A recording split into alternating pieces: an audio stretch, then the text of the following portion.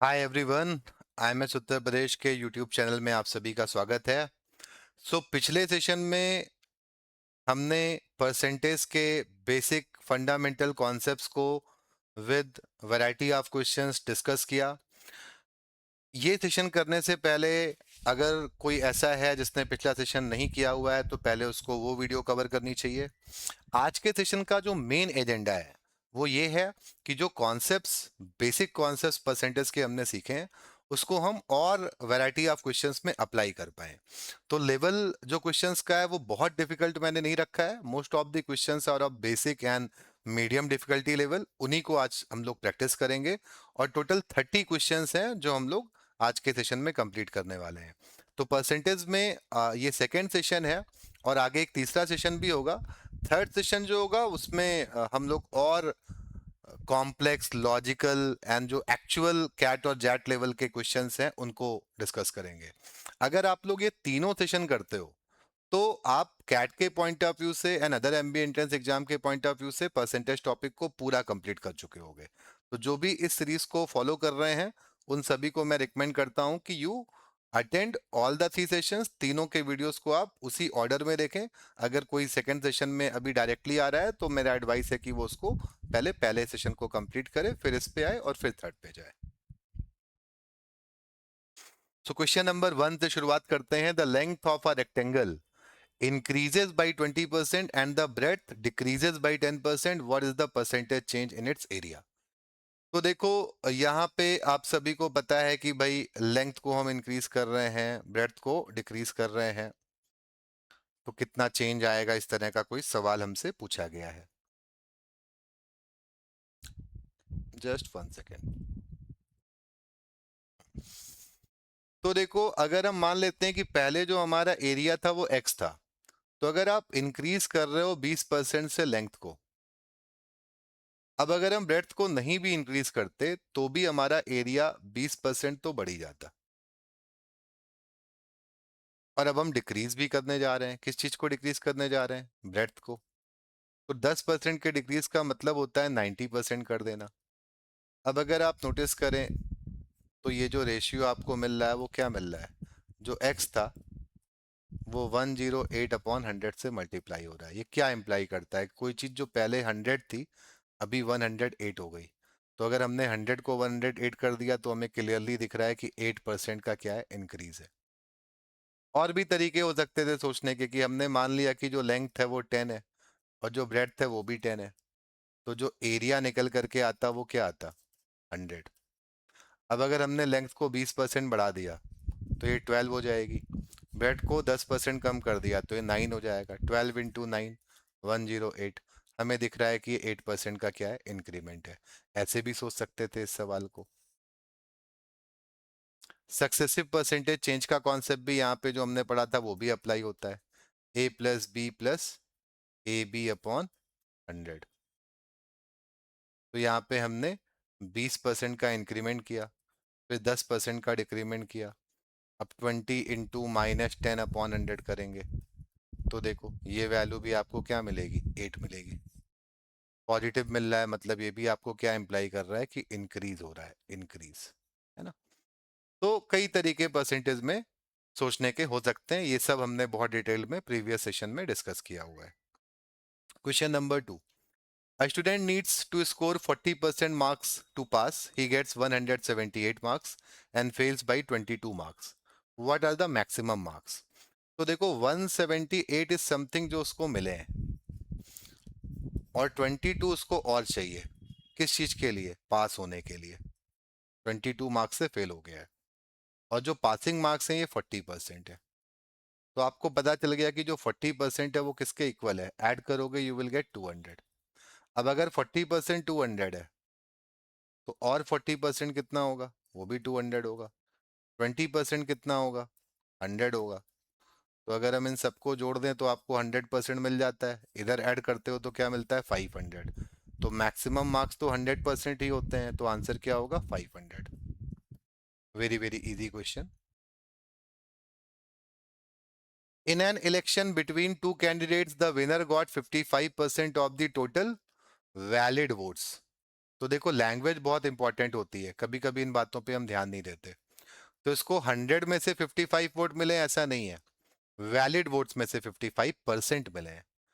20% of the votes were invalid and total votes were 7500। तो पहली बात तो भाई 7500 में से जो वैलिड वोट है उनका काउंट ही 80% है। 80% क्या होता है? 80% होता है 4/5। 1/5 इज 20%। तो 4/5 इंटू 7500 करोगे, यू गेट 6000। तो 6000 is the number of valid votes. अब इस 6000 में से विनर जो है,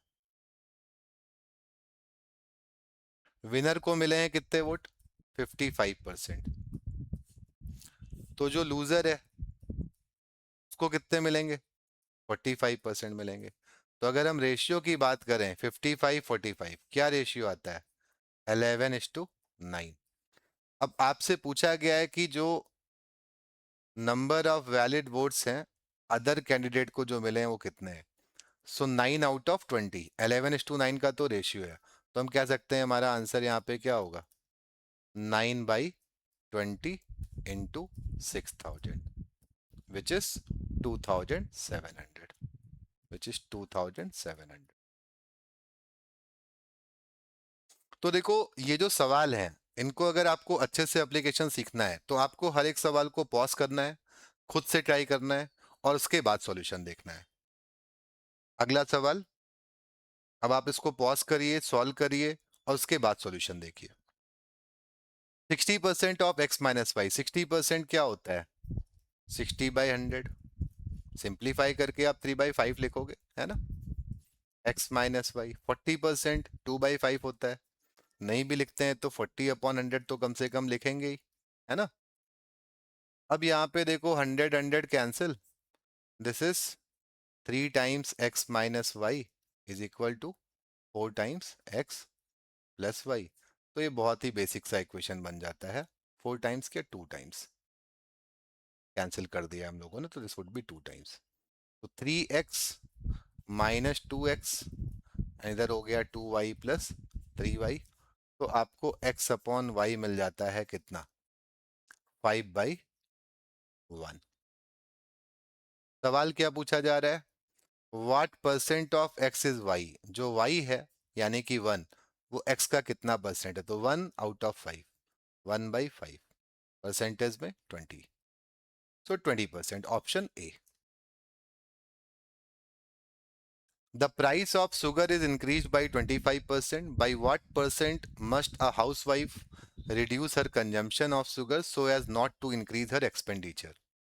तो ये बहुत ही क्लासिक सी बात है, सभी को पता है कि जब हम प्राइस को कंजम्पशन से मल्टीप्लाई करते हैं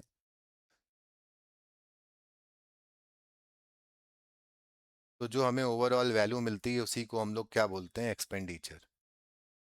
ये एक क्लासिक रिलेशन है जो सभी को मालूम होता है ना? अब यहाँ पे लिखा हुआ है कि प्राइस बढ़ गया, मान लेते हैं पहले प्राइस पी था, कंजम्पशन सी था, एक्सपेंडिचर ई था। अब प्राइस बढ़ गया है, कितना बढ़ गया है? 25%, 1/4 बढ़ गया है। 25% का इंक्रीज है, तो कितना हो जाएगा ये? 5/4 पी हो जाएगा। कंजम्पशन पहले वाला C1 मान लेते हैं, तो अभी कितना हो जाएगा? C2। एक्सपेंस अभी भी वही है, ई है, यानी कि कितना है? P इंटू C1 के बराबर है। भाई ई की वैल्यू क्या है? P इंटू C1 के बराबर है। अब देखो पी पी कैंसिल, यहां से आप कह सकते हो कि C2/C1 क्या होगा? 4/5।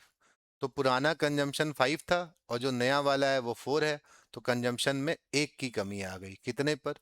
5 पर। तो परसेंटेज में क्या हो गया? 20%। कई तरीके हो सकते हैं इस सवाल को देखने के, आप ऐसे भी देख सकते थे कि भाई यहाँ 5/4 लिखा हुआ है, अब 5/4 को कैंसिल क्या करेगा? 4/5, इसका रेसिप्रोकल। तो अगर इधर 5/4 से मल्टीप्लाई हुआ है और हमें कांस्टेंट रखना है तो हमें उधर 4/5 से मल्टीप्लाई करना होगा। और कोई चीज अगर 4/5 हो रही है तो 4/5 का मतलब क्या होता है? 1/5 कम हो जाना। 1/5 क्या होता है? 20%। तो डायरेक्टली भी ये दिख जाना चाहिए। अब ये देखो, ये अगेन एक क्लासिक क्वेश्चन है ना?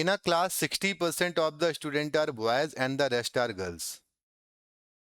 तो देखो, बॉयज और गर्ल्स 60% एंड रेस्ट 40% दिया हुआ है। 60% बॉयज है, तो ऑब्वियसली 40% क्या है, गर्ल्स है। तो इनका जो डिफरेंस है वो 20% है। बट इस क्वेश्चन में लिखा हुआ है कि there are 30 more boys than girls, तो क्वेश्चन के अकॉर्डिंग ये वैल्यू क्या है, 30 है। तो अगर 20% 30 है तो 100% कितना होगा, 150 हो जाएगा, है ना। अब सवाल में आगे की कहानी पे आते हैं। तो बॉयज जो है, इसमें 20% लोग एथलीट हैं, तो इसमें एथलीट्स कितने आपको मिल गए, इसमें आपको एथलीट्स मिल गए 20% ऑफ दी बॉयज। तो 60% का 20%, आप 60% की पहले तो वैल्यू निकाल सकते हो। अब जैसे 150 था तो 150 का 60% क्या होगा, ये होगा 90। और ये 150 का 40%, ये जो वैल्यू है ये क्या आएगी, ये आएगी 60। अब 90 का अगर आप 20% निकालते हो तो आएगा 18। और यहाँ पे 60 का 30% अगर आप निकालते हो तो ये भी आएगा 18।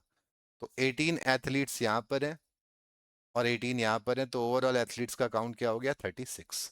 तो टोटल में 36 एथलीट है। A number is first increased by 20% and then reduced by 20%. What is the net increase or decrease? तो डायरेक्ट शॉर्टकट लगाओगे, माइनस का 20 स्क्वायर अपॉन 100 विच इज -4%। हम लोगों ने पढ़ा भी था कि अगर किसी चीज को x% से हम इंक्रीज करते हैं और उसके बाद x% से डिक्रीज करते हैं, तो जो ओवरऑल चेंज आता है वो -x² बाई 100% का आता है। ये रिजल्ट कैसे मिला था, इसके पहले एक रिजल्ट पढ़ा था हमने कि अगर दो सक्सेसिव चेंज हैं a% के और उसके बाद b% के, तो ओवरऑल चेंज होता है a plus B plus A into B upon 100। इसी में अगर आप x से रिप्लेस कर दोगे, एक को प्लस एक्स एक को माइनस एक्स, तो ये मिल जाएगा। तो डायरेक्ट हम लोग कह सकते हैं कि दिस इज नथिंग बट 20 का स्क्वायर बाई 100 विच इज 4%। और हमेशा क्या होता है, ऐसे में डिक्रीज होता है। Due to a 25% reduction in the price of oranges, a customer can buy 4 more oranges for $16. What was the original price of an orange? तो ओरिजिनल प्राइस क्या था, ये आपसे पूछा गया है। तो अब देखो, 25% अगर रिडक्शन है प्राइस ऑफ ऑरेंजेस में, तो हम कह सकते हैं कि अगर हम मान लें कि पहले हमारा प्राइस 4 रुपए था, तो 1 रुपए कम कर दो, 25% कम करना है। 4 का 25% एक होता है 3। बट एग्जैक्ट वैल्यूज तो है नहीं, तो हम 4x और 3x मान लेते हैं। मान लेते हैं कि ये हमारा ओल्ड प्राइस है और ये जो है हमारा न्यू प्राइस है। 4 ऑरेंज अब ज्यादा खरीद पा रहे हैं, तो पहले कितने ऑरेंज खरीद रहे थे, मान लेते हैं पहले हम के ऑरेंजेस खरीद रहे थे। तो अभी कितने करें, अभी कितने परचेस करेंगे, अभी हम 3x इंटू 4 ज्यादा परचेस कर लेंगे। कितने डॉलर हम खर्च कर रहे हैं, $16 खर्च कर रहे हैं। तो ये देखो, दोनों बराबर हैं वैल्यूज। तो यहां से क्या रिजल्ट आपको मिलता है कि 4k is equal to 3k plus 12। तो k की वैल्यू सीधे सीधे 12 आ गई कि 12 ऑरेंज हम पहले खरीद रहे थे। और अगर हम 12 पहले खरीद रहे थे तो अभी कितने खरीद रहे हैं, 16। तो देखो, अभी 16 खरीद रहे हैं $16, में तो अभी वाला प्राइस तो साफ साफ पता है $1 है, बट आपसे पुराना वाला पूछा गया है। तो यहाँ पे रख दो, किसी भी एक में रख दो। अब मान लो यहाँ रख देते हैं, तो हम कह सकते हैं 4x जो हमारा ओल्ड प्राइस है, ये आ जाएगा 16/12 विच इज 4/3 विच इज 1.33। तो ये $1.33 आपका आंसर होगा। The radius of a circle is decrease by 50%, it's area is decrease by. तो आप सभी को पता है कि भाई सर्कल के एरिया का जो फॉर्मूला होता है, उसमें रेडियस जो होता है उसका स्क्वायर आता है। तो अगर हम कहें कि डिक्रीमेंट 50 का हो गया, तो मान लेते हैं पहले वाली 2 थी, तो अभी क्या है, 1 है। तो पहले का एरिया हो जाएगा पाई इंटू 2 का स्क्वायर, यानी कि 4 पाई। अभी का एरिया क्या हो जाएगा, पाई इंटू 1 का स्क्वायर विच इज पाई। तो अगर आप देखो तो कोई चीज 4 से क्या हो गई, 1 हो गई, 4 से हो गई 1। तो 4 से 1 हो गई तो कमी कितने की आई, 3 की आई। कितने पर आई, 4 पे आई। 3/4 को हम परसेंटेज में क्या बोलते हैं, 75%। तो वी कैन से कि 75% का यहाँ पर डिक्रीमेंट हो गया है। सो क्वेश्चन नंबर 13 देखते हैं। In a library, 20% of the books are in Hindi and 50% of the remaining are in English, and 30% of the remaining are in French. The remaining 6,300 books are in regional languages. तो देखो ये remaining word काफ़ी important होता है, इस पे ध्यान देना जरूरी होता है, इसको मिस करने से भी गलतियां हो सकती हैं। तो देखो टोटल नंबर ऑफ बुक्स यहाँ पर जो भी थी, परसेंटेज में तो हमेशा 100% ही होंगी। तो हम 100% में से कह सकते हैं कि जो हिंदी लैंग्वेज की बुक्स हैं उनका काउंट है 20%। अब अगर हम 100 में से 20 लेस कर दें तो रिमेनिंग आता है 80, और 80 का अगर आप 50% निकालते हो तो 80 का 50% क्या होगा, 40। तो ओवरऑल में हम कह सकते हैं कि 40% बुक्स जो हैं वो इंग्लिश वाली थी। और अब हम अगर फ्रेंच की बात करें तो 20 ये चला गया, 40 ये चला गया, 60 चला गया, बचा कितना, 40। अब 40 का 30% अगर आप निकालते हो, 40 का 30%, तो दिस इज नथिंग बट 12। तो परसेंटेज में अगर हम 100 पे कंपेयर करेंगे तो दिस इज 12% ऑफ फ्रेंच। और अब जो रिमेनिंग बचता है वो हम 100 में से लेस कर देते हैं इन तीनों को। 100 में से अगर हम इन तीनों को लेस कर देते हैं तो 40 + 20 + 12 हम लोग लेस कर रहे हैं कितना, 72। तो बचेगा कितना, 28%। अभी जो 28% रिमेनिंग बचा हुआ है इसका काउंट 6,300 बताया गया है। और आपसे पूछा गया कि हिंदी की कितनी बुक्स थी, तो हिंदी की बुक्स कितनी थी, 20% थी। तो अगर 28% इसके बराबर है तो 20% किसके बराबर होगा, 6,300 अपॉन 28 इंटू 100। कैलकुलेट कर लेते हैं इसको। This is 900। 4 से अगर हम इसको डिवाइड करें, सॉरी यहाँ पे 100 नहीं, हमें 20 लिखना होगा, माई मिस्टेक, इसको करेक्ट कर लेते हैं क्योंकि हम लोग 20% निकाल रहे हैं, 100% नहीं निकाल रहे हैं। तो दिस शुड बी 20। तो 4 से डिवाइड करोगे 5, 900 इंटू 5 विच इज 4,500। तो हिंदी की जो बुक्स हैं इनका काउंट क्या हो जाएगा, 4,500।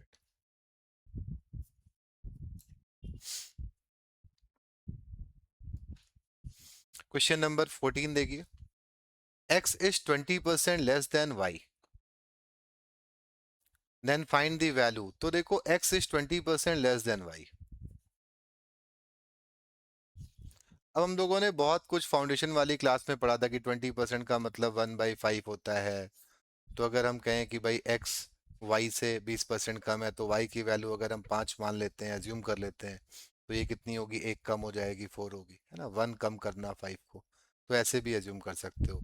अब डायरेक्टली अगर हम वैल्यू भी पुट कर दें तो y माइनस एक्स कितना हो जाएगा, 5 माइनस 4 अपॉन 5। और ये वैल्यू अगर हम देखें तो ये कितनी आएगी, x का वैल्यू 4 है और x माइनस वाई हो जाएगा 4 माइनस 5। तो ये आपको मिल गया कितना, 1/5, और ये आपको मिल गया माइनस का 4। कौन सा ऑप्शन हुआ, पहला option. Question number 15। A person's salary was decreased by 50% and subsequently increased by 50%। तो अब देखो ये सब चीजें तो हमने बहुत बार पढ़ रखी हैं, डायरेक्ट भी कह सकते हो। अभी आज भी सेशन में ऐसा एक सवाल आया था, तो हमने बोला था कि x% से किसी चीज को हम बढ़ाते हैं, फिर x% से ही कम कर देते हैं, या वाइसे वर्सा इसका उल्टा करते हैं। तो ओवरऑल जो चेंज आता है ऐसे में वो हमेशा x² अपॉन 100% का होता है। तो अगर बेसिक फंडामेंटल्स क्लियर है तो डायरेक्ट आंसर इज -50 का square upon 100 which is nothing but minus का 25%। ये नहीं यूज करते हैं तो सक्सेसिव भी हम लोगों ने पढ़ा था कॉन्सेप्ट सेशन में, a + b + ab अपॉन 100। यहाँ पे वैल्यूज रखोगे तो एक चेंज -50 का है और दूसरा वाला +50 का है, कैंसिल हो गया। अब मल्टीप्लाई करोगे तो एक +50 है, एक -50 है, अपॉन 100 करोगे, this will be what, this will be minus का 25। तो माइनस का 25%, तो 25% का उस पर्सन को क्या होगा, लॉस होगा। 80% ऑफ ए, अब देखो 80% ऑफ ए को हम लिख सकते हैं 80/100 ए, एकदम नॉर्मल तरीके से कर रहे हैं, कोई शॉर्टकट नहीं यूज कर रहे हैं। 50% ऑफ बी, 50/100 इंटू बी। तो एक तो ये बात आपको बताई गई है। दूसरी बात बताई गई है b is equal to x% of A, तो x/100 इंटू ए। अब यहां से अगर हम देखें तो हमें a/b क्या मिल जाएगा, हमें a/b मिल जाएगा 5/8। और यहां से अगर हमें देखें तो हमें x की वैल्यू निकालनी है, क्या हो जाएगी, 100 इंटू b/a। अब a/b मालूम है तो b/a भी मालूम है, तो 100 इंटू 8/5 विच इज 160।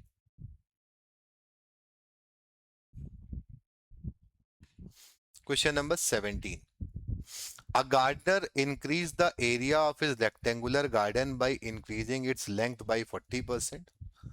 तो लेंथ को 40% बढ़ा दिया। अगर हम मान लेते हैं 10 था लेंथ, तो लेंथ हो गया 14। ब्रेथ को भी अगर हम 10 मान लेते हैं तो इसको डिक्रीज कर दिया 20%, तो कितना हो जाएगा 8। तो हम कह सकते हैं पहले जो वैल्यू थी वो कितनी आ रही थी, 100 आ रही थी, और अब जो वैल्यू है वो कितनी आ रही है, 112 आ रही है, 14 × 8। इंक्रीमेंट हुआ देखिए कितने का, +12% का। और भी तरीके हैं, सक्सेसिव परसेंटेज चेंज लगा सकते हो, जो अभी हमने कई सवालों में लगाया है। a+b+ab/100 ये भी लग सकता है। तो एक चेंज देखो +40 का है और दूसरा -20 का है, तो 40 इंटू -20/100। अब ये वैल्यू कितनी होगी, 20 होगी, और ये वैल्यू कितनी होगी, -8 होगी। ओवरऑल में क्या मिलेगा, +12 मिलेगा। ऐसे भी देख सकते थे, है ना। बहुत सारे तरीके इन क्वेश्चंस को करने के हो सकते हैं। The population of a town increases by 5% annually if the present population is 9261, what was 3 years ago। अब 3 years ago मान लेते हैं कि पॉपुलेशन x थी। किसी चीज को अगर हम 5% बढ़ाते हैं, तो वैसे तो देखो हम लोगों ने रेसिप्रोकल्स फ्रैक्शंस पढ़े, हमें पता है 5% क्या होता है, 1/20। एक इंक्रीज करना है 20 को, तो कितना हो जाएगा, 21/20 हो जाएगी। ये काम आपने 3 बार किया। तो अब जो पॉपुलेशन है वो आपको गिवन है 9261।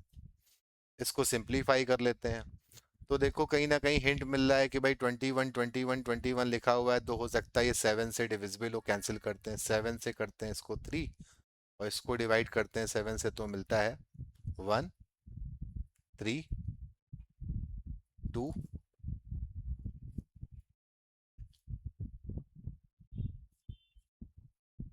एंड 3, 1323। फिर 7 से इसको डिवाइड करते हैं, ये 3, और ये आपको मिल जाता है 189।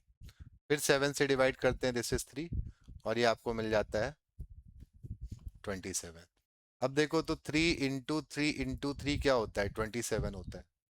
तो हम डायरेक्टली कह सकते हैं x की वैल्यू क्या आएगी, 20 का क्यूब विच इज 8000।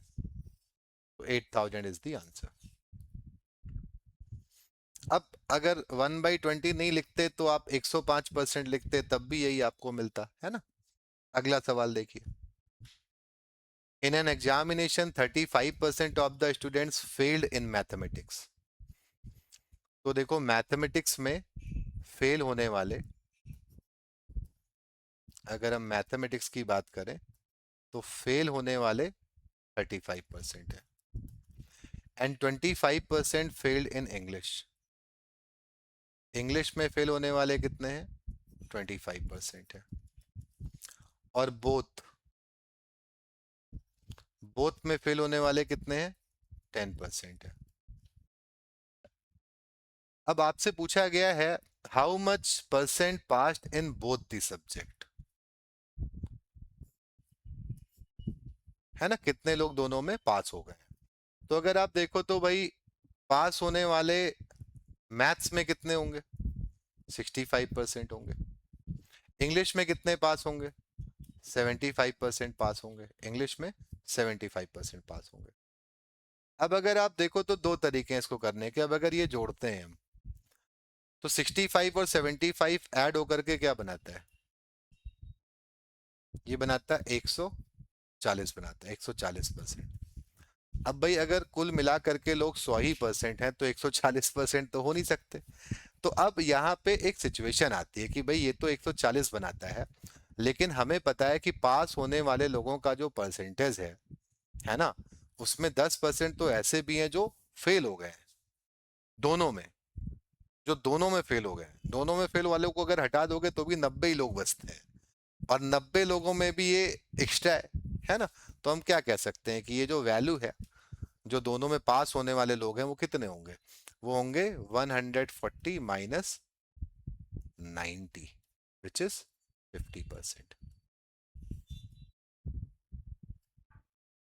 50%। तो ये एक बड़ा अच्छा सा सवाल था। वेन डायग्राम से भी इसको लोग सॉल्व करते हैं। और भी एक तरीका हो सकता था इसको करने का, अगर हम यहाँ पर देखते तो फेल होने वालों की बात करते, तो जो दोनों में फेल हो गए हैं वो 10% लोग हैं, और जो मैथ्स में फेल है वो 35% है, इंग्लिश में कितने हैं, 25% है। तो ये जो 10 है ना, ये तो दोनों में आ रहे होंगे, है ना। तो अगर हम ऐड करें कि 35 प्लस 25, तो ये वैल्यू आपको क्या मिलती है, 60 मिलती है। भाई 10% दोनों में फेल हुए तो ये दो बार काउंट हुए, इसमें से 10 हटा दो तो ये आता है 50%। तो 50% लोग आपको मिलते हैं जो फेल है ना। तो आपको जो बचे हुए 50% है ना, वो दोनों में क्या मिलेंगे, पास मिलेंगे। ऐसे भी हम लोग निकाल सकते थे। तो दोनों तरीके यहाँ पर इसको सॉल्व करने के होते हैं। इसका कुछ शॉर्टकट भी होता है। तो शॉर्टकट क्या होता है वो भी मैं एक्सप्लेन कर देता हूँ। जैसे एक शॉर्टकट क्या होता है कि जब आप ये इस तरह के सवाल कर रहे हो, जिनको वेन डायग्राम के सवाल भी बोलते हैं, तो यहाँ पे जैसे 35% फेल थे, तो आपको पता है कि मैथ्स में पास होने वाले कितने थे, 65%। और इंग्लिश में जो पास होने वाले थे वो कितने थे, 25% फेल हो गए थे, 75%। अब अगर ये बात नहीं लिखी होती, दोनों फेल हो गए, तो ऐसे में क्या करना चाहिए कि भाई अगर दो लोगों का डेटा दिया हुआ है, तो हमेशा जो इसका सम है 65 प्लस 75, उसमें से आप 100 लेस कर दोगे। 100 लेस कर दोगे तो इस वाले सवाल में वैल्यू क्या आएगी, 40%। तो 40% काउंट आता है किसका, 40% काउंट आता है उनका, कम से कम 40% लोग ऐसे होने चाहिए जो दोनों सब्जेक्ट में क्या हो गए हैं, पास हो गए हैं। लेकिन अब यहाँ पे एक बात और बताई गई है, ऐसा कब होता है, जब हर इंसान पास ही हुआ होता, मतलब कोई इस तरह के लोग नहीं होते जो दोनों में फेल वेल हुए हैं। तो यहाँ पर क्या है ना कि ये 40 की जगह 10 और क्यों बढ़ जा रहा है, क्योंकि यहाँ पे हम 90 ही लेस करेंगे, क्योंकि यहाँ टोटल 90 ही लोगों की बात हो रही है ना, 100 की बात ही नहीं हो रही है। तो हमारा आंसर हो जाए 65 plus 75 minus 90, this would B 50।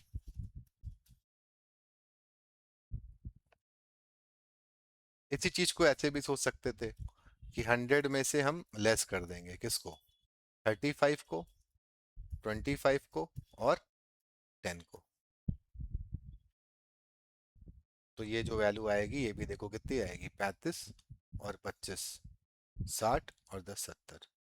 ये आप लेस कर दो, पर इसको आप जोड़ दो पहले 60, यहाँ पे ये माइनस करोगे, ये तो प्लस करोगे, ये माइनस करोगे। माई मिस्टेक, तो करेक्ट कर देते हैं, जस्ट 1 सेकेंड।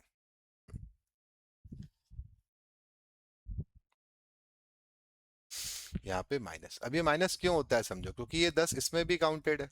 तो 35% जो मैथ्स में फेल हुए उसमें केवल मैथ्स में फेल होने वाले लोग कितने होंगे, 25। ये जो 25 है इसमें केवल और केवल इंग्लिश में फेल हो, जो दोनों में ना हो, वो कितने होंगे, 15। 25 और 15 करोगे तो क्या आएगा, 40। और अब आप चाहो तो इसको ऐड भी कर सकते हो, तो ये 50, क्योंकि ये दो बार काउंट हो गया था इसलिए यहाँ पर हमें लेस करना पड़ा। तो दिस शुड बी 50।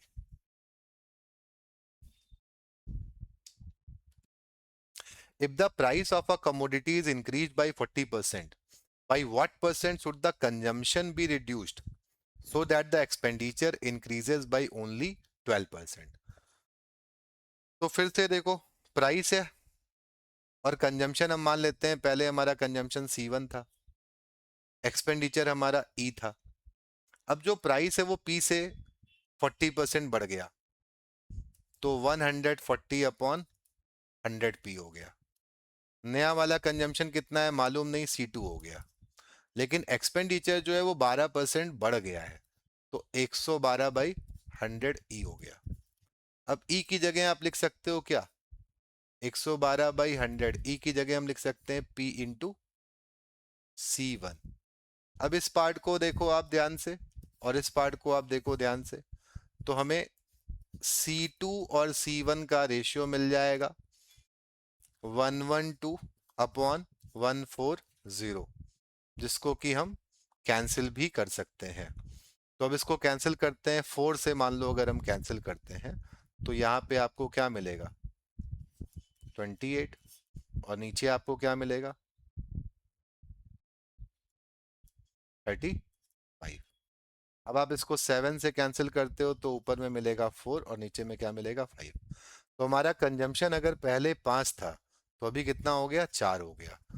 तो 5 से कोई चीज अगर 4 हो गई तो हमने रिड्यूस किया है, कितने का रिड्यूस किया है 1 का रिड्यूस किया है, कितने पे 5 पे किया है, 1/5 इज 20%। तो 20% इज द आंसर। तो 20% का रिडक्शन हमने किया है। अगला सवाल देखते हैं। The population of a town is 18,000 and it increases by 10% during the first year and 20% during the second year. The population after 2 years will be, 2 साल के बाद कितनी हो जाएगी? तो कई तरीके हो सकते हैं इसको करने के।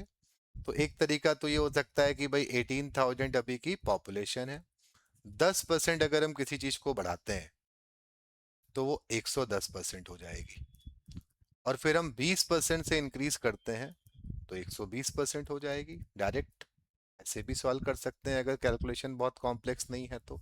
चलिए देखते हैं सॉल्व करके। 0 0 0 0, तो ये आपको अब इतनी कैलकुलेशन पड़ेगी 180 इंटू 11 इंटू 12, है ना, ये आपको कैलकुलेट करना पड़ेगा।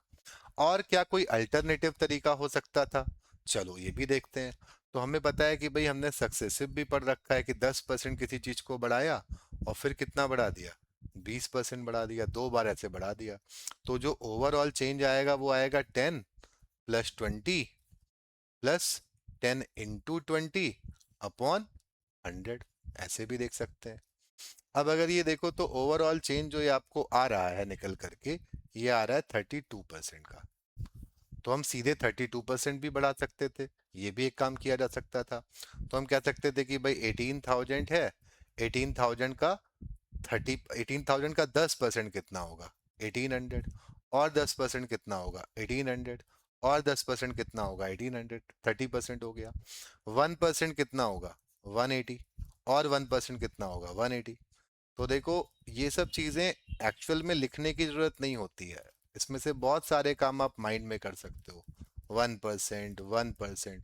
अब इसको ऐड करना बहुत आसान है, 18,000 में ये सब चीजें हमें क्या करनी है, ऐड कर देनी है।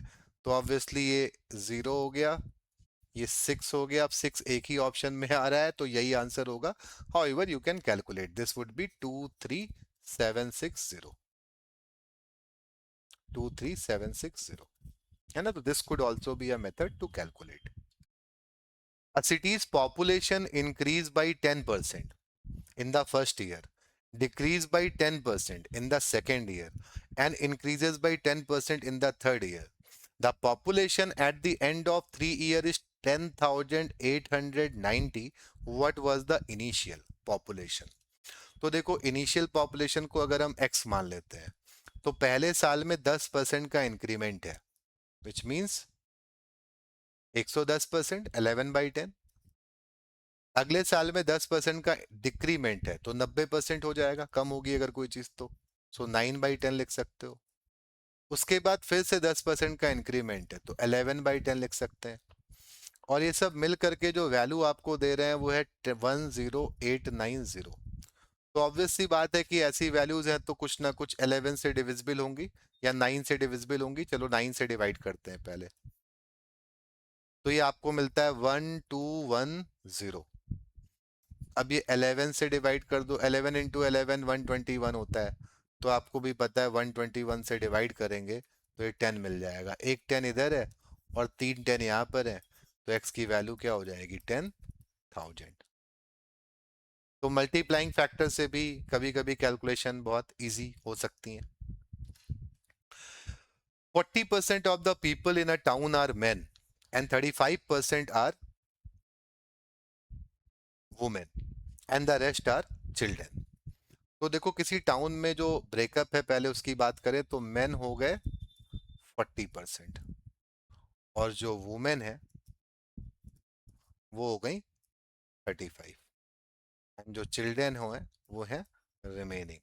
तो रिमेनिंग हो गया 25, टोटल हो गया हमारा 100। तो ये एग्जैक्ट नंबर्स नहीं है, परसेंटेज की हम बात कर रहे हैं। 20% of the men, 10% of the women, 20%, 10% and 30% of the children are illiterate. तो जो इलिटरेट हैं वो कितने हैं? यहाँ पे 8, 10% इसका आएगा 3.5, और 25 का 30% अगर आप निकालोगे चिल्ड्रन का तो आएगा 7.5। तो लिटरेट भी हम निकाल सकते हैं। लिटरेट क्या होंगे? रिमेनिंग। तो यहाँ पे 32, यहाँ पर 3.5 अगर आप लेस कर देते हो तो बचा हुआ नंबर आता है 31.5। 7.5 अगर हम लेस कर देते हैं 25 में से तो जो बचा हुआ नंबर है वो क्या आता है? 17.5। अगर हम इन तीनों को ऐड कर देते हैं तो क्या वैल्यू आती है? 32 plus 31 is 63 and 17 is 80, 0.5 is 1, so this is 81। तो हम कह सकते हैं कि 81 आउट ऑफ 100। तो परसेंटेज में अगर हम बात करेंगे तो 81% of the people are illiterate. तो 81% is the answer. In a certain school, 20% of the students are below 8 years of age. तो बिलो 8 वाले कितने हैं? 20% है। And 2/3 of the number of student of 8 years age, अच्छा, the number of students above 8 years age, above age जो है वो 2/3 और दिया है number of students of 8 years which is 96। तो एग्जैक्टली 8 वालों का काउंट भी दिया हुआ है। एग्जैक्टली 8 वाले कितने? 96 है। तो ये नंबर 2/3 ऑफ 96 हो गया। 2/3 ऑफ 96 इज व्हाट? 64। तो ये 64 नंबर है, परसेंटेज नहीं है, और ये है 96। अब अगर आप जोड़ दो इन दोनों को तो ये दोनों नंबर जो मिला करके आपको काउंट देता है ये क्या है? ये है 80%। और 80% किसके बराबर आ रहा है जोड़ने पर? 96 और 64 को अगर आप ऐड करते हो तो 90 और 60 150 और ये 6, ये आता है 160। अभी आता है 160। तो आप खुद ही देखो कि अगर ये 160 है तो 20% कितना होगा? 20% हो जाएगा 40। तो टोटल कितने लोग हो जाएंगे? 200। So what is the total number of student in the school? Answer would be 200। 200 लोग हैं स्कूल में। अगला सवाल, question number 25। If the numerator of a fraction is increased by 200% and the denominator is increased by 350%, the resultant fraction is 5/12, what was the original? तो original मान लेते हैं a upon b था। तो देखो यहाँ गलती के चांसेस रहते हैं। इंक्रीज बाय 200% का मतलब डबल होना नहीं होता है। अगर कोई चीज 1 है और 2 बढ़ा दोगे तो वो 3 हो जाएगी। तो 200% से बढ़ाना है तो मैं मल्टीप्लाई किससे करना पड़ेगा? 3 से, 300% से। इसी तरह से 350% से बढ़ाना है तो मल्टीप्लाई किससे करोगे? 4.5 से। और अब ये नया फ्रैक्शन हो जाता है 5/12। तो आपसे पुराना वाला पूछा गया, सिंपली कैलकुलेट कर लोगे। 5 4.5 को वी कैन से 9/2 और नीचे ये है आपका 3/12, तो आप कैलकुलेट कर लो, ये वैल्यू आ जाएगी 5 × 3 और अपॉन, ये 3 से कैंसिल कर दिया तो ये 3 हो गया ना, और ये 2 नीचे आ जाता है 24, तो 3 से कैंसिल करोगे 8, तो 5/8 इज द आंसर। अगले सवाल पे आगे बढ़ते हैं। The value of a machine depreciates at the rate of 10% per annum if its present value is $1,62,000. What was its value 2 years ago? तो देखो पुरानी वाली पूछी गई है जो मालूम नहीं है, उसको अगर हम x मान लेते हैं तो डेप्रिसिएशन 10% का है, वी कैन से 9/10, 90% हो गया, और फिर से 9/10 इज 162,000। तो 9 से ऑब्वियसली ये नंबर्स क्या है, ये देखो 9 × 9 81 होता है, 81 का ये डबल है, तो आपको मिलेगा 2000, और आप 2 बार इसमें जीरो ऐड कर दोगे तो answer would be 2 lakh. Value of x would be 2 lakh. Question number 27। A salesman's commission is 5% on all sales up to $10,000 and 4% on sales exceeding this amount. He remits 31,100 to his parent company after deducting his commission and find his total sales. तो देखो 31,100 जो है ना, ये वो वापस कर रहा है कंपनी को और कमीशन अपना रख ले रहा है। $10,000 की जो वैल्यू है उस पर उसका कमीशन 5% यानी कि 500 रुपए का है, और जो रिमेनिंग अमाउंट है उस पर 4% है। तो देखो एक तो इक्वेशन बना के इस सवाल को कर सकते हैं, अगर हम मान लें कि उसकी टोटल सेल्स x रुपए है ना, x रुपए, तो आपको पता है कि x में से वो क्या क्या अमाउंट रख लेगा। तो पहली बात तो आपको पता है कि जो 5% 10,000 का होता है, ये होता है कितना, 500। 500 रुपए तो रख लेगा, तो x में से उसने 500 रुपए निकाल लिए। अब और क्या वो रख लेगा समझो, अब ये जो x अमाउंट था है ना, उसमें से अगर हम 10,000 हटा दें तो ये जो अमाउंट है x माइनस 10,000, इसका जो कमीशन है वो क्या होगा, x माइनस 10,000 पे उसका कमीशन होगा x माइनस 10,000 का 4%, x माइनस 10,000 का 4%, ये भी वो रख लेगा। भाई x 10,000 का 500 रुपए कमीशन हुआ वो उसने रख लिया, और जो बचा हुआ अमाउंट था x उसकी टोटल सेल्स थी, तो टोटल सेल्स में से 10,000 हटा दिया, जो रिमेनिंग सेल्स हुई उसका 4% भी रख लिया। अब ये सब करने के बाद जो वैल्यू बच रही है वो है कितनी, वो है 31,100। तो चलो इसको सॉल्व करने की कोशिश करते हैं। तो हमें देखो क्या मिलता है, 4 से इसको अगर हम डिवाइड कर लें तो ये हो जाता है कितना, 25। अब इसको सॉल्व करते हैं तो हमें मिल जाएगा x माइनस, अब यहां से मिल जाएगा x/25, और इधर जो बाकी वैल्यूज हैं उसको हम दूसरी तरफ ले जाते हैं, तो 31,100 था, इसमें आप ये 500 क्या करोगे, ऐड कर दोगे, और ये माइनस माइनस प्लस हो जाएगा, 25 से अगर करोगे 10,000 को डिवाइड तो ये 400 आएगा, तो ये 400 इधर क्या हो जाएगा, माइनस। तो हम कह सकते हैं 24x/25 इज इक्वल टू 31,200।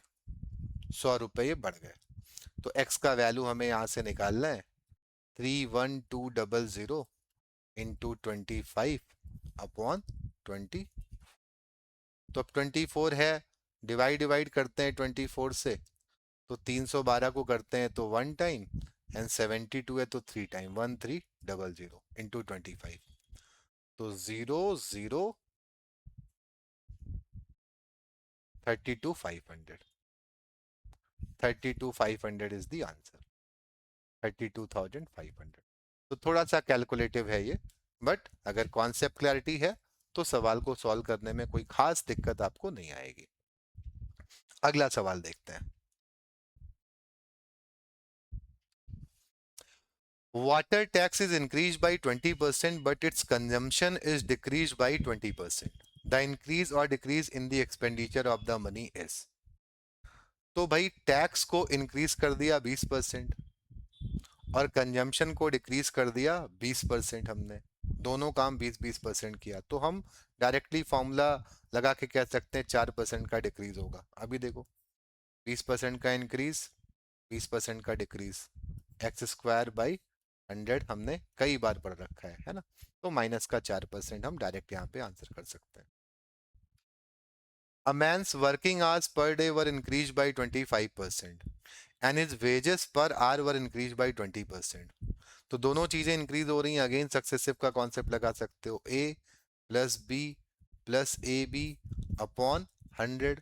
तो हम कह सकते हैं 25 प्लस 20 प्लस 25 इंटू 20 अपॉन 100। और ये सारी कैलकुलेशन ना आप लोग कर सकते हो माइंड में। 45 प्लस 5 इज 50%, तो 50% होगा। और अब आज के सेशन के लास्ट क्वेश्चन पे आ गए हम लोग। A student multiplied a number by 3/5 instead of 5/3। तो देखो एक जगह डिनोमिनेटर में 5 लिखा है, एक जगह 3 लिखा है, तो कोई ऐसा नंबर एज्यूम कर लेते हैं जो 3 और 5 दोनों से डिविजिबल है। तो मान लेते हैं हमारा नंबर 15 था। तो अगर हम 15 को 3/5 करते हैं तो हमें रिजल्ट मिलता है 9। लेकिन हमें एक्चुअल में किससे मल्टीप्लाई करना था? 5/3 से करना था। इससे करते तो क्या मिलता? 25 मिलता। अब पूछा एरर कितने का हुआ, तो हम 25 से 9 पर पहुंच गए। तो हमने 16 का एरर देखा, बट 16 का एरर कितने पे देखा? 25 पे देखा। तो जब हम परसेंटेज में जाएंगे तो दिस वुड बी 64%। सो आज के सेशन में हम लोगों ने टोटल 30 क्वेश्चन डिस्कस किए। मैंने विलिंगली आज के सेशन में इजी और बहुत मीडियम डिफिकल्टी लेवल के क्वेश्चंस को रखा था, क्योंकि कैट एंड किसी भी एमबीए एंट्रेंस एग्जाम की तैयारी में सबसे ज़्यादा ज़रूरी क्या होता है कि हम केवल डिफ़िकल्ट क्वेश्चंस को ही सॉल्व ना करें, हम जो एक्सट्रीम बेसिक कॉन्सेप्ट है उस पर बेस्ड जो आसान सवाल है उनको पहले लगाएं, ताकि हम जो बेसिक मिस्टेक या एरर्स करते हैं वो अवॉइड हो जाए। और during the actual exam also you will find कि पहला टारगेट क्या होता है, इजी क्वेश्चंस को ढूंढना, फिर हम टफ क्वेश्चंस पे जाते हैं। तो कई बार बहुत बेसिक और इजी कॉन्सेप्ट पर भी आपको सवाल मिलते हैं जो मिस हो जाते हैं। तो केवल कॉम्प्लेक्स क्वेश्चंस की प्रैक्टिस नहीं करनी चाहिए। और हम लोग वैसे भी आईएमएस उत्तर प्रदेश के यूट्यूब चैनल पे जो भी टॉपिक मैथ्स के कवर कर रहे हैं उसमें हम बेसिक्स, मीडियम लेवल और एडवांस लेवल सभी को कवर कर रहे हैं। तो अगला परसेंटेज का जो सेशन होने वाला है उसमें हम हाई डिफिकल्टी लेवल के, बहुत एक्सट्रीम लेवल के क्वेश्चंस को प्रैक्टिस करेंगे। And I can assure you all कि इन 3 सेशंस को करने के बाद परसेंटेज जैसे टॉपिक में आपको कोई भी दिक्कत नहीं होगी। Thank you very much.